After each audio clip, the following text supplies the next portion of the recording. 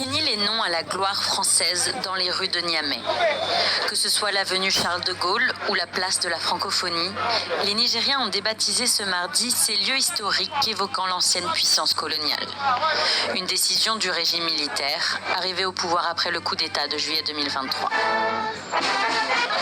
À l'image d'un défilé, les cadres de la junte arpentent au pas de charge les artères de la ville sur fond de musique militaire. La plupart des avenues, boulevards, lieux de mémoire, rues, sites et places de nos villes en général et de la capitale en particulier portaient des noms qui ne représentaient pas des repères dans l'imaginaire du collectif de nos concitoyens. L'axe sera désormais baptisé avenue Thibaut Bakary, homme politique socialiste et figure majeure du mouvement indépendantiste national à la fin des années 50. Le colonisateur, en souvenir de son passage, a marqué certains de nos centres urbains, d'un nom de ceux-là même qui nous ont causé du tort.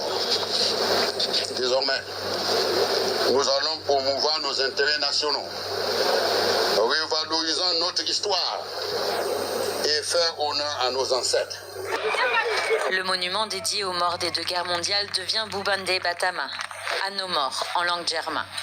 Un hommage à toutes les victimes civiles et militaires de la colonisation à nos jours. Après avoir expulsé l'ambassadeur et les militaires français engagés dans la lutte anti-djihadiste, remodelé l'ancien centre culturel franco-nigérien qui a perdu son identité binationale, le régime continue d'accuser fréquemment Paris de vouloir le déstabiliser.